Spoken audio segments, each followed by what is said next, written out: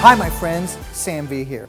I want to talk to you about something that's very interesting in terms of cutting the top, but really getting detachment from the top in terms of what's going on underneath. You're going to start to see a lot of shags, a lot of degree of shortness on top. We're going to make this diamond pattern move back and away from the face, so it tilts back away from the face. The movement is back and away from the face.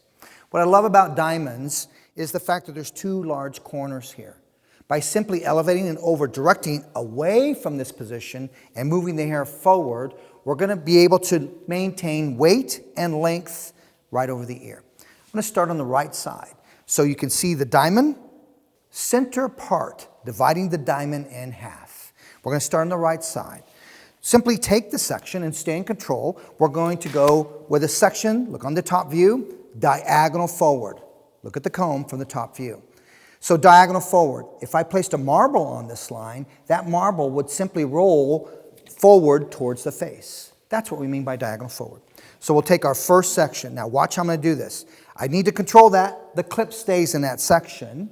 I'm going to extend for another clip and clip. From a top view, you can see that. Clipping just the back part of that diamond gives me control. If we let go of that, it's going to intermix with the length that we're leaving down below. We're going to take the top section. This is where we're going to begin. We're going to move and over direct. I'm going to give you a side profile view of this so you can see this. So when you look at this, watch how I'm taking the section diagonal forward. Look at my degree of elevation. It's diagonal. And then look at my finger angle. That's diagonal. So we're creating more degree of shortness underneath, extending more length to the top. By moving this and over-directing it forward, it's going to fall naturally back and away. So the degree of shortness and where you want to cut that, I would sense that you would base that on the personality. Okay? Now, once I cut this section, it's going to collapse. What I want you to do is take another dry cutting clip and place this underneath. So what that's going to do is that's going to allow you to go back and pick up this section if you want to cut some more of that. We're going to do that completely underneath the diamond all the way around. Remember, the reason we section is for control. We're going to come in with our 7-inch dry cutting shear, establishing the angle. Once we're here, I want a nice soft edge to that, so we're going to come in diagonally with the shear and we're just going to chunk that out. Keeping it really nice and soft. Okay? And now let that drop over that clip. Now we go back to our next diagonal forward section. Diagonal forward, dropping that over the clip and maintaining control with the back section. Here's the section that's going to be cut. Here is the guide, and we once again move to a stationary guide. Take a look at the guide. There it is there. Nice soft edge. Control that. Working diagonally in. Bring that section right back over your clip to maintain control. Our last section. Last section, we're taking to a stationary guide. Simply take what we've cut. That is our guide. Working with the fine teeth of the comb and a dark comb so we have the contrast. We're able to see the extension of the line that we're cutting. We're going to elevate forward. Notice how the comb and my fingers work together. Super glue them together. Move forward to that guide. When you're at that guide, come through.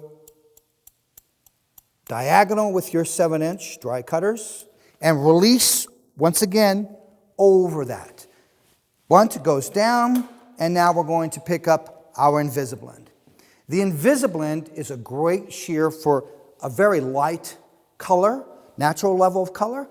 It's great for that because a lot of times in blonde hair, we can see those cutting lines. This is your go-to tool for that problem. Problem solution. It's an over-polished edge. Don't panic. It's over-polished. It's very dull. The sharpest point of the InvisiBlends are the teeth.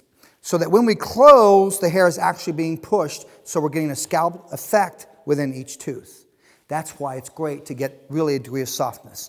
So I'm going to come back through, see why I used that clip, picking up just exactly the hair that I cut, and all I'm going to do is just punch inside and slide out. So we're going to punch in. Now watch slowly as I close. Watch how this hair is going to move just slightly as you close. The shear will push it. You can start to see it move. Now I'm going to come back through and I slide out. Now that's going to ensure that we get a very soft, diffused edge within that line that we cut. So basically you don't see a hard line. But what's so nice about this, maintaining length and coming through and getting a sense of movement of that hair simply moving back and away from the face. So you're getting an extension of length at the point of the diamond in the back. Let's go to the opposite side. Now, Sam, would you suggest that we do this on natural curly hair? I think it depends upon the type of curl that you're working with. If you have natural movement in the hair, I would recommend that your diamond section is more of a zigzag section. That's going to ensure you're getting more diffused of the diamond blending in with your length. Opposite side. Now remember, we're going to go diagonal forward. So that first section is diagonal forward. Look at the top view of the comb taking that slice. So we go diagonal forward. Maintain that and give that your clip. It catches that first section. And then we're going to come through and we're going to isolate the back left half of that diamond. Now we're going to come through, and then remember, before you cut, isolate that with a clip. Going to take one more clip all the way to the back and isolate that. Is there a guide? Yes. The guide is coming from that opposite side of the diamond. There is our guide. Now let's take a look at this from an opposite side. Okay. So now we're going to come through working with the fine teeth of the comb and following that guide to that same angle. Coming through with our 7-inch dry and now notch out the length so you get a more of a diffused edge. Remember, you're dropping that over that clip, coming back through, diagonal forward. This is our second section, dropping over the clip. Maintain control with the back of the diamond, coming through, picking up our guide and combing to a stationary guide. You can see, allow the comb to lead you to that guide. Once we're there, we come through and notch into that. Our last section, discipline and control, even though we are detaching the top from the underneath. Discipline and control is very, very critical. Our last section, come through, pinch above the clip, coming back through, fine teeth for added tension. Allow the comb and the hand to work together, sliding to the position that is being cut. Now we're there at that point, come through, and again, notch into that. Once we've achieved that, now it's time to come back in and pick up our InvisiBlend.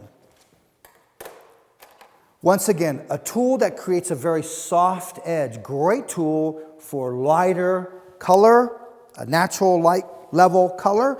Blondes, the InvisiBlend is your solution to diffuse any layers that you might see. Coming back through, and I'm just going to punch out what it is that we cut, taking away what we didn't cut, or let's keep it in. Okay, come through, let's slide through, turning my hand back over, and just sliding through with our diffuser, with our InvisiBlend. Once we're there, let's take the clips out, and then once again, we should end up with a very diffused layer that you cannot see from the top, but what I'm getting is a sense of movement, moving back and away from the face on both sides and maintaining a degree of length. Once again, we thank you for watching. Sam Villa, we're all about you behind the chair.